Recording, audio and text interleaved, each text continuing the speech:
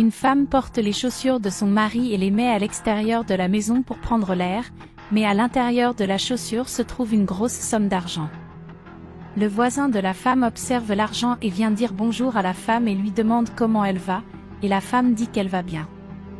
La voisine demande à emprunter le balai parce qu'elle ne sait pas où son mari a rangé le balai, et la femme dit qu'elle va juste finir de balayer et ranger les chaussures et qu'elle va le lui prêter. Mais rapidement le voisin pointe un endroit et attire l'attention de la femme, qui finit par être distraite et la voisine finit par voler l'argent de la chaussure et le garder dans sa poche.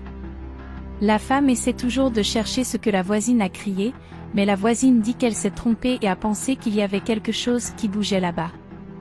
La voisine dit au revoir en disant qu'après que la femme aura fini de nettoyer, elle prendra le balai, mais la femme crie pour le voisin et dit que le balai est prêt et qu'elle peut le prendre, et dit au voisin de rendre le balai plus tard, elle remercie et s'en aller. Encore une fois, la femme appelle le voisin, où le voisin est inquiet, et la femme lui dit d'attendre qu'elle soit de retour. À son retour, la femme dit qu'elle a fait un gâteau de maïs pour que le voisin le mange avec du café plus tard, et le voisin la remercie.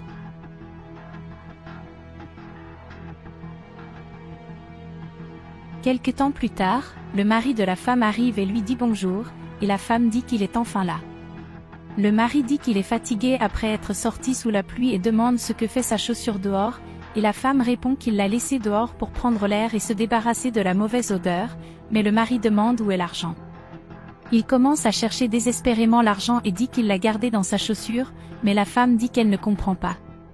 Le mari désespéré dit qu'il a gardé l'argent du loyer à l'intérieur de la chaussure, mais la femme dit qu'elle n'a rien vu à l'intérieur de la chaussure, elle l'a juste pris et l'a mis à l'extérieur. Le mari dit que l'argent doit être là parce que le loyer était dû aujourd'hui, et la femme insiste sur le fait qu'elle n'a rien vu, qu'il n'y avait pas d'argent dans la chaussure. Le mari très triste dit qu'il a économisé de l'argent tout le mois et que sa femme perd de l'argent en une journée, et dit que cet argent doit apparaître. La femme dit que la voisine est allée là-bas il n'y a pas longtemps, et qu'elle peut vérifier avec elle si elle a vu quelque chose, et le mari lui dit de courir voir si la voisine a vu cet argent parce que la femme qui perçoit le loyer va là-bas et il a besoin de trouver cet argent avant qu'elle n'arrive. Le mari se sent désespéré de demander où est cet argent et que c'est de sa faute d'avoir gardé l'argent dans sa chaussure. La femme arrive chez le voisin et demande si tout va bien, puis demande si au moment où le voisin a emprunté le balai, elle n'a pas vu une liasse d'argent, mais la voisine dit qu'elle n'a pas vu d'argent et demande ce qui s'est passé. La femme révèle qu'ils ont perdu l'argent du loyer et que son mari le cherche, mais la voisine dit qu'elle n'a pas d'argent et que si elle le pouvait, elle le prêterait à la femme. La femme remercie la voisine pour son aide, et la voisine dit que dans peu de temps elle rendra le balai. La femme lui dit de ne pas s'inquiéter car quand elle aura fini elle le rendra.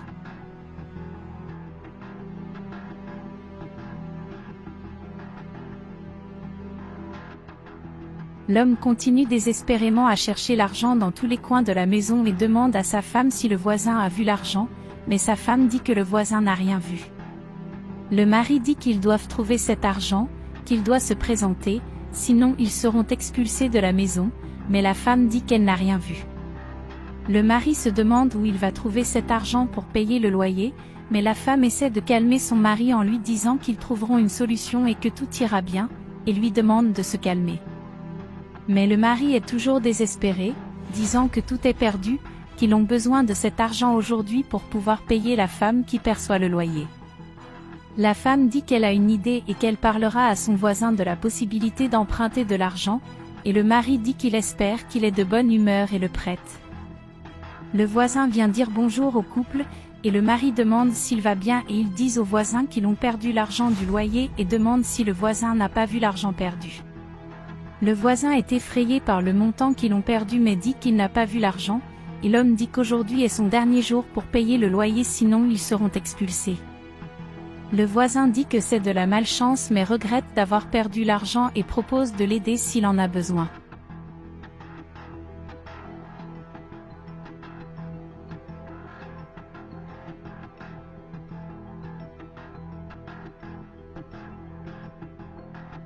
La voisine est à la maison en train de compter l'argent, quand son mari arrive, il lui demande ce qu'il y a d'argent avec elle, mais elle dit que sa sœur le lui a donné. Le mari est méfiant et dit que sa sœur ne lui donne jamais rien, mais la femme dit que sa sœur lui devait et l'a bientôt payé. Le mari dit que c'est très étrange, mais la femme leur dit de ne pas en parler et dit qu'elle a déjà préparé le déjeuner pour lui. Il dit qu'il sera de retour pour le déjeuner, mais entre-temps, nous le voyons partir ailleurs.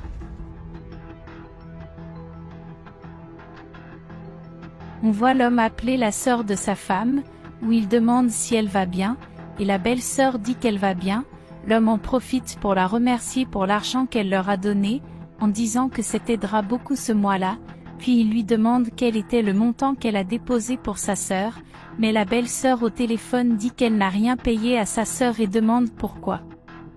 L'homme explique qu'il pensait qu'elle avait payé, mais la belle-sœur dit qu'elle n'a rien payé et en fait celle qui lui doit est sa propre sœur, qu'elle attend que sa sœur la paie, mais la sœur, la belle famille leur dit de rester calme et de payer quand ils le peuvent. L'homme remercie sa belle-sœur et dit au revoir à l'appel.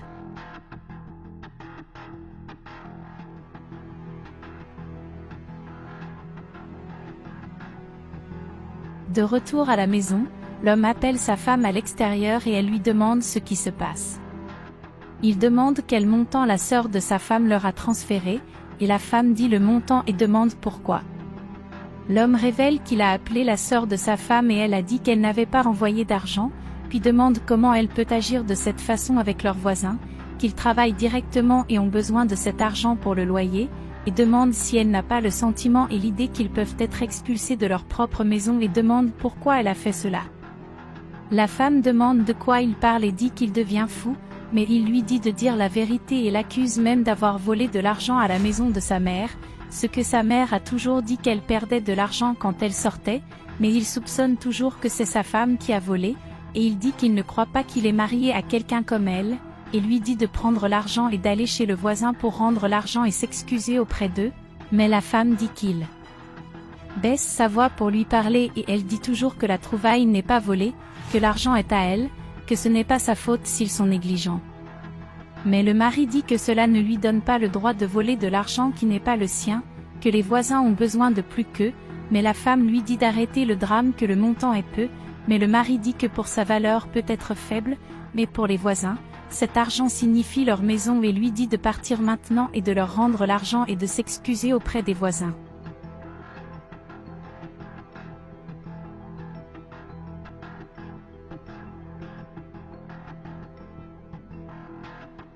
On voit la femme qui perçoit le loyer arriver et frapper à la porte. Sur ce, l'homme ouvre la porte et dit bonjour au percepteur. Elle dit qu'elle est venue récupérer l'argent du loyer, mais l'homme commence à expliquer qu'il avait un problème avec l'argent, et elle dit que chaque fois qu'elle vient récupérer leur loyer, ils inventent une histoire différente, et elle dit qu'elle en a assez de celui-ci et les en avertit.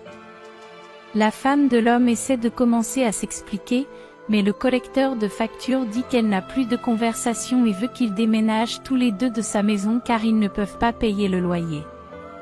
L'homme dit qu'ils n'ont nulle part où aller, et sa femme dit qu'il y a eu quelque chose d'imprévu, qu'ils ont perdu l'argent du loyer, mais le collecteur de factures dit qu'elle s'en fiche et qu'ils lui font du mal de l'avoir obligé à aller chercher le loyer. Les louer et ils n'ont pas d'argent.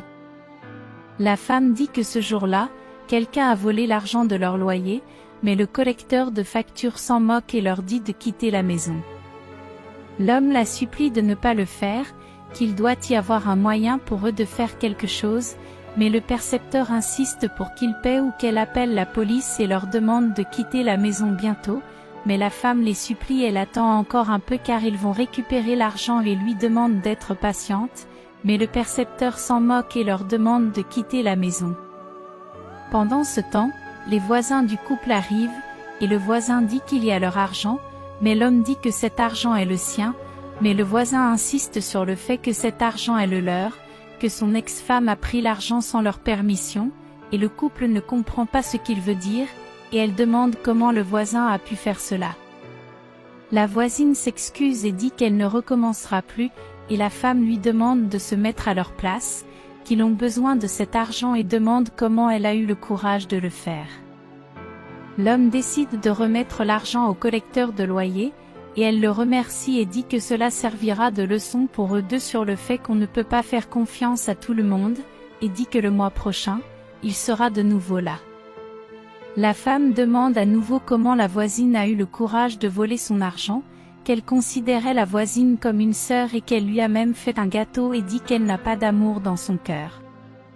Le voisin s'excuse du fond du cœur, disant qu'ils ne sont pas comme ça et que cela ne se reproduira plus jamais, et en séquence dit à sa femme d'emballer ses affaires qu'elle quitte la maison, et elle a peur de ce que son mari parle, mais il insiste pour qu'elle parte, qu'il ne veut pas être avec quelqu'un qui ment comme elle et lui dit de partir maintenant.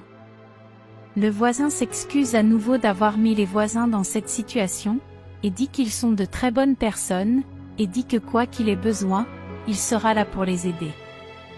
Le couple dit que c'est fini et remercie le voisin.